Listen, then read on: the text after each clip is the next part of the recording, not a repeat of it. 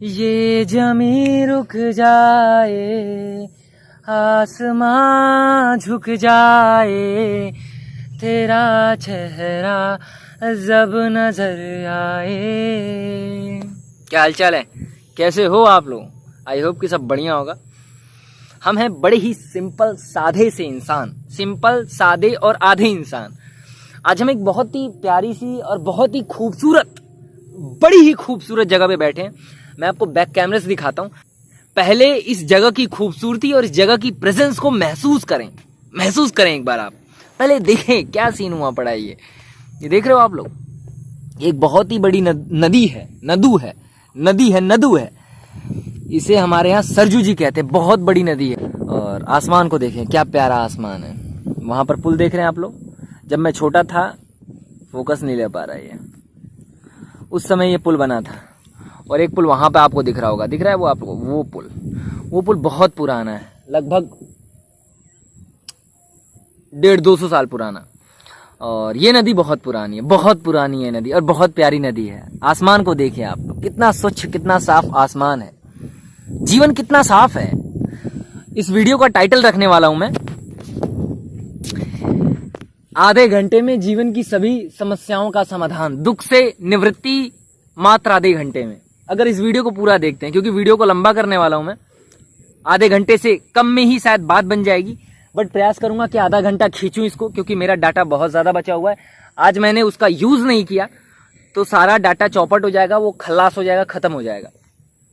जीवन बहुत साफ है, जीवन बहुत सरल है, जीवन बहुत सुलझा हुआ है। हम उलझे हुए हैं और जीवन पे आरोप लगाते हैं कि जीवन हमारे जीवन को उलझा करके रखता है। बातों को समझिएगा साहब, कि जीवन हमें अपने हिसाब से लेकर के चलेगा, और हम जीवन के हिसाब से जब चलने को तैयार हो जाएं जिस दिन, उस दिन सारे दुख और सारी तकलीफें मिट जाती हैं। क्योंकि जीवन में बहुत दुख है, बहुत तकलीफें हैं। कहने को है कि बाहर से मैं बहुत खुश हूं, मुझे बहुत मजा आ रहा है, कोई पूछ दे तो बहुत मजे में है भैया, बहुत आनंद में। बट भीतर झांक के कोई देखे तो हर एक व्यक्ति यहाँ पर दुख में है, तकलीफों में है। जीवन की समस्याएं उसको खाई जा रही हैं, जीवन बीता जा रहा है, जीवन में कुछ सार नहीं नजर आ रहा है, जीवन बेबूझ, बेबाक, उलझनों से भरा हुआ। सबको मालूम होता है पैसे जीवन की समस्याओं का समाधान नहीं करते हैं। पैसे केवल आवश्यकताओं की पूर्ति के लिए होते हैं। और जिन व्यक्तियों की आवश्यकताएं पूरी हो जाती हैं ना, उनको पता चलता है कि पैसे किसी काम के नहीं थे। जिनके पास गाड़ी होती है ना, जिनके पास बंगला होता है ना, जिनके पास सुख सुविधाएं होती है ना, सो कॉल्ड हमारी नजर में, उनसे जाकर के पूछिए कि क्या आप खुश हो। नरेंद्र मोदी से जाकर के पूछो कि ये पद तुम्हें मिल गया है, जिस पद की तुम्हें बड़ी इच्छा थी, बड़ी आकांक्षा थी, क्या तृष्णा मिट गई? क्या संतोष आ गया जीवन में? क्या स्वर्ग प्रकट हो गया प्रधानमंत्री बनने से? नहीं, सारी समस्याएं वैसी की वैसी हैं। बस बाहर से कहने को प्रधानमंत्री हैं साहब, ये देह, ये वाली देह, नरेंद्र मोदी वाली देह, प्रधानमंत्री वाली देह हैं। अच्छे कपड़े पहन रखे हैं, आसपास 150, 200, 500, 1000, करोड़ों लोग घूम रहे हैं। कहने को बड़ी बड़ी बातें हैं ये। और जीवन बड़ा ही कॉम्प्लेक्स और जीवन बड़ा ही जटिल है, इसको नहीं समझोगे। और जीवन का जो सच का पाथ है, जिस पर चलने पर जीवन की सारी कटुताएं, जीवन की सारी समस्याएं खत्म हो जाती हैं, यदि उस रास्ते को हमने नहीं पकड़ा, मैं अपनी भी बात कर रहा हूं, बहुत कॉम्प्लेक्स है उस रास्ते पर चलना। उस रास्ते को ढूंढना ही बहुत जटिलता की बात है। लेकिन जो ढूंढ लेता है, जो जान जाता है, वो सारे पदों से, सारी आवश्यकताओं से, सारे व्यंजनों से, सारी वासनाओं से ऊपर उठ जाता है। क्योंकि एक्चुअली में उसको पता चल जाता है कि संसार में जो भी कुछ है, उनसे सुख नहीं मिलने वाला है। तो जीवन आपके हिसाब से नहीं चलेगा। मैंने बहुत बार बोला है कि जीवन हमारी सारी मर्यादाओं का उल्लंघन कर देता है। जीवन अमर्याद है। हम नियम बनाते हैं, जीवन सारे नियम तोड़ देगा, सारे कानून फेल कर देता है, फ्यूचर के सारे प्लान भ्रष्ट कर देता है, ध्वस्त कर देता है। आप ध्वजा लहराने जाओगे, जीवन आपके ध्वजा को ही जड़ से ही खत्म कर देगा। जीवन को भोगो, इतनी सारी वासनाएं हैं, इतनी खूबसूरत खूबसूरत स्त्रियां हैं, पैसे कमाओ, बड़ी गाड़ियां खरीदो, देखो फिर आनंद आएगा ना। एक तो पैसे नहीं है, फिर बात करते हो कि गाड़ी में कोई आनंद नहीं रखा। हमसे आके पूछो, हमारे पास खूब पैसे हैं, खूब खर्च कर रहे हैं और खूब मजा आ रहा है। अक्सर त्यागी भोगने को गलत मानता है और भोगी त्यागने को गलत मानता है। तो साहब बात समझिएगा, जीवन बड़ा ही कॉम्प्लेक्स है, जीवन बड़ा ही जटिल है। इसको समझ करके इससे बाहर निकलना बहुत जरूरी है, नहीं तो उलझ कर रह जाएंगे हम सभी और अंततः मौत तो हाथ लगने ही वाली है। आज वो व्यक्ति मर गया, कल हम मर जाएंगे, कल आप मर जाओगे, कल पूरा संसार मर जाएगा। ये आकाश गंगा, ये पृथ्वी, ये नदी नाले, ये पुल पहाड़ सब मर जाएंगे, कोई नहीं टिकने वाले हैं। बशर्ते हमारी चेतना इन सारी वस्तुओं की चेतना से थोड़ी सी ऊपर उठी हुई है। किसी ने बहुत सुंदर बात कही कि इंसान ही एक ऐसा जीव है जो नर्क में पैदा होता है लेकिन स्वर्ग तक की यात्रा को कर सकता है, स्वर्ग तक पहुंच सकता है, और अन्य प्राणी भूल कर भी ऐसा नहीं कर सकते हैं। हमारी चेतना थोड़ी सी विकसित है, हमारे पास थोड़ी समझ है, हमारे पास प्राणायाम, आसन, ध्यान और अच्छी बातों को सीखने की समझ मिली हुई है। बात को समझें। आई डोंट नो कि मैं आज क्या क्या बोलने वाला हूं, हो सकता है कुछ बातों को बार बार रिपीट कर दूं, बट वीडियो को पूरा देखें, मजा आएगा आपको, आनंद आएगा आपको। पानी की तरह बहना सीखें,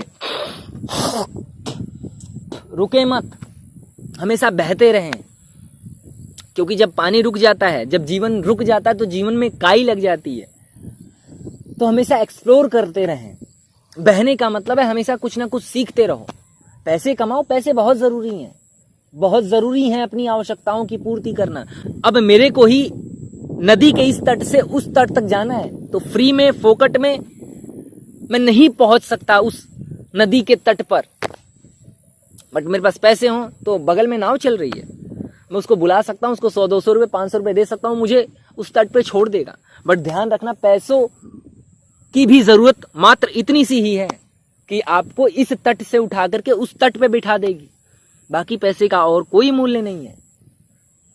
पैसे केवल आपकी आवश्यकताओं और आपके जीवन में जो संसाधनों की कमी है उनकी पूर्ति कर सकते हैं। आपको अच्छा भोजन दे सकते हैं, आपको एक अच्छी यात्रा दे सकते हैं, अच्छे अच्छे सुख सुविधाएं दे सकते हैं, अच्छे बिस्तर पे सुला सकते हैं। बट ध्यान रखिएगा साहब कि यदि आपको नींद नहीं आ रही है तो आप किसी भी दुकान पे जाकर के नींद नहीं खरीद सकते हो। नींद की गोली मिल जाती है लेकिन फिर भी नींद नहीं आती है, ध्यान रखिएगा। तो ये जो खालीपन है इसको सही चीजों से भरने की कोशिश करें। आज मैं जहां पर बैठा हूं बहुत ही सुंदर जगह है, बहुत ठंडी हवा चल रही है, बहुत ही प्यारी सी जगह है। आसपास मेरे नदी है, जैसा कि मैंने आपको दिखाया। देखें इसको, सामने खुला हुआ आसमान है, कितना सुंदर लग रहा है। आप देखें इसको, कितनी प्यारी जगह है, बहुत ही जबरदस्त और ठंडी हवा चल रही है यहाँ पर। यही है असली अमीरी, इसको महसूस कर लेना। अपने आसपास मौजूद जो नेचर है उसके साथ अपने आप को बांध लेना,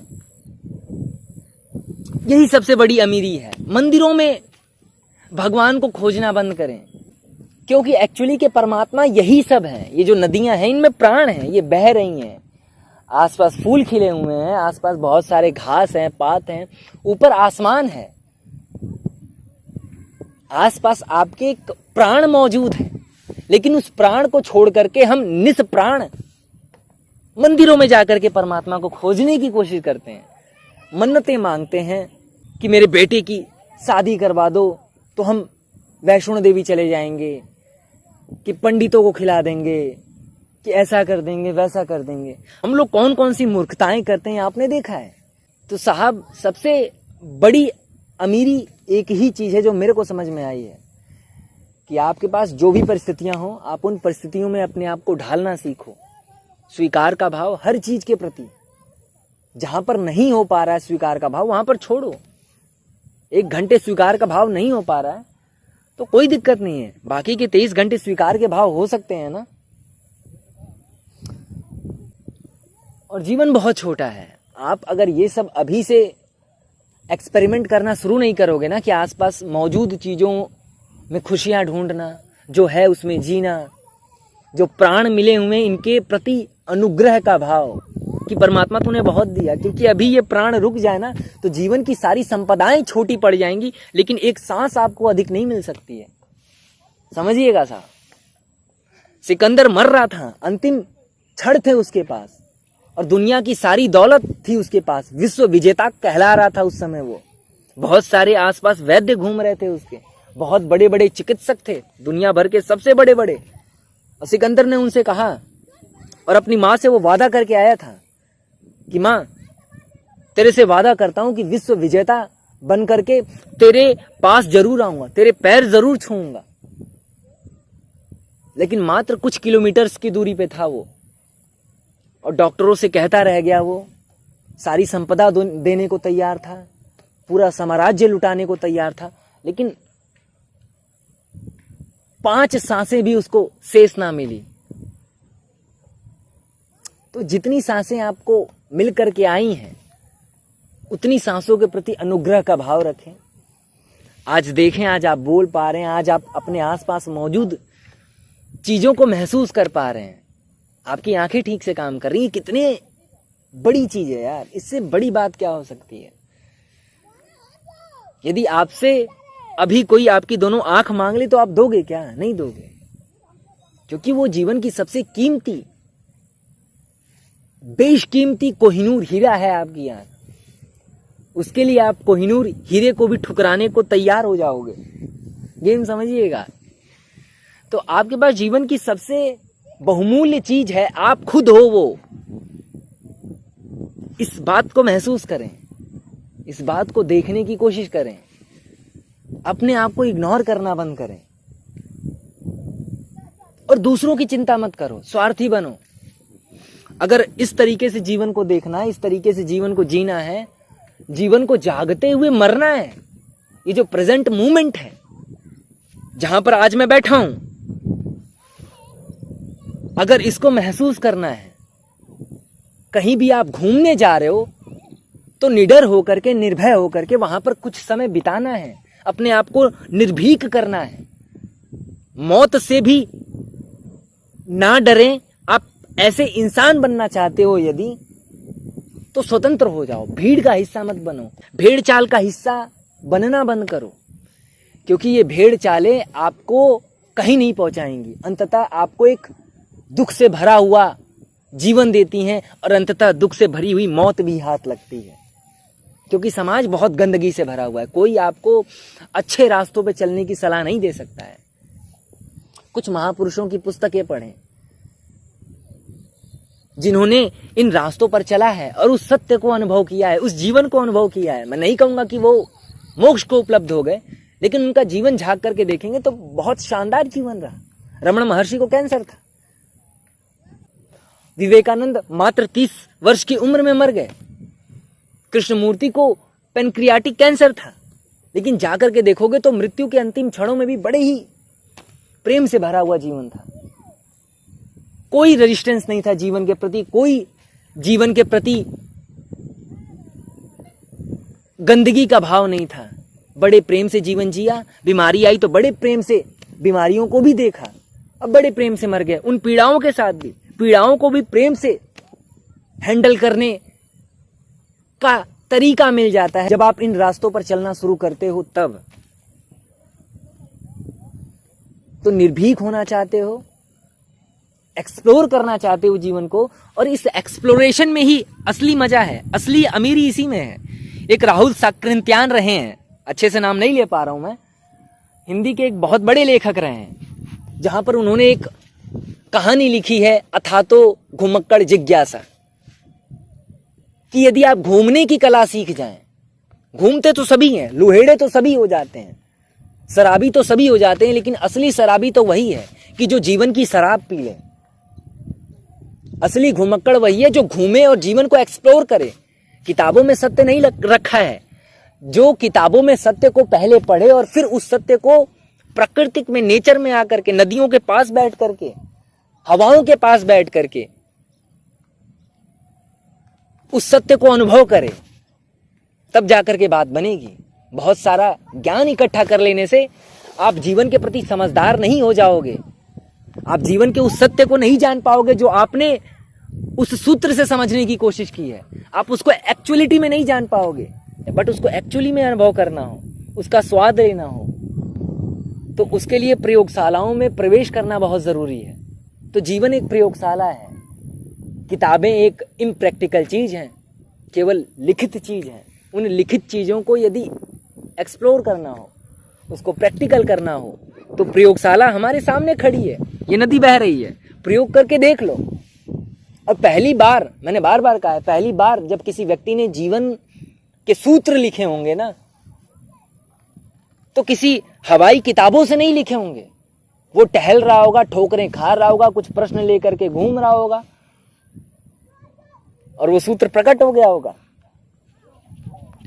और आज हमारे पास इतनी सारी किताबें हैं कि जीवन में जब परेशानियां आती हैं, कोई समस्याएं आती हैं, कोई तकलीफें आती हैं, बिजनेस में लॉस हो जाता है, रिलेशनशिप्स खराब हो जाती हैं, घर टूट जाता है, तो बजाय कि उन समस्याओं का समाधान हम उन समस्याओं के पास बैठ करके सुलझाएं, हम भागते हैं सीधा किताबों के पास। और किताबों में सत्य रखा नहीं है, किताबों में आपकी समस्याओं का समाधान नहीं रखा है। वो किसी और व्यक्ति ने अपनी समस्याओं के समाधान को उस किताब में लिख दिया है। हाँ, आप समझ सकते हो प्रारूप किस तरीके का हो सकता है मेरी समस्याओं का, उनकी किताबों को पढ़ करके, बट आप एक्चुअली में और 100% श्योर होकर के ये नहीं कह सकते हो कि यही मेरी समस्याओं का समाधान है। तो साहब, जीवन में खोजे, जीवन बहुत जटिल है, इसको आप नहीं समझोगे तो 50-60 साल बहुत ज्यादा नहीं होते हैं। मैं अपने वीडियो के प्रथम वक्तव्यों को उठा करके अंतिम वक्तव्यों में रखना चाहूंगा। थोड़ा सा मैं भारी लहजों में बोल रहा हूं कि जीवन बहुत छोटा है, बहुत कम सांसें शेष बची हैं। मेरी उम्र भी 24-25 साल की हो गई है। मात्र कुछ क्षण और, कुछ सांसें और, कुछ दृश्य और, कुछ बोलना और, कुछ सूंघना और, कुछ चलना और, फिर सब चालें रुक जाती हैं, फिर सब जीवन ध्वस्त हो जाता है, ध्वजा पताकाएं उड़ जाती हैं जीवन की, और तुम आए हो, तुम चले जाओगे। कोई तुम्हारी फिक्र और कोई तुम्हारे लिए नहीं रोने वाला है। ये जीवन का बहुत कड़वा सच है कि लोग 2 दिन 4 दिन बहुत प्रिय होगे, प्रधानमंत्री होगे तो महीने दिन 2 महीने दिन आपके नाम पर स्मारकें और रोड बना दिए जाएंगे, लेकिन आप तो मर गए ना, आपका जीवन तो समाप्त हो गया ना। तो इस बात की गंभीरता को समझें और सही रास्तों पर चलना शुरू करें। अपने लिए एक उचित रास्ते का निर्माण करें जिस पर आप जीवन के प्रति समझदार बने और जीवन को एक्सप्लोर करने की कोशिश करें, तो बात बनेगी। नहीं तो जीवन बहुत छोटा है, ऐसे बीत जाएगा, ऐसे बीत जाएगा। ठीक है साहब, नमस्कार। बहुत ही सुंदर दृश्य है, देखें बच्चे वहां पे खेल रहे हैं, देखें बादलों को, देखें क्या सुहावना दृश्य लग रहा है ना। लेकिन कैमरे की नजर में है ये, आंखों से देखने पर ये सुंदरता दिखाई नहीं दे रही है, समझ रहे हो। ये देखें, एक्सप्लोर करें अपने आसपास मौजूद खूबसूरती को, सच ढूंढने की कोशिश करें उसमें। एक्चुअली का ट्रुथ, एक्चुअली का सच इन्हीं सब चीजों में रखा हुआ है। ठीक है साहब, नमस्कार।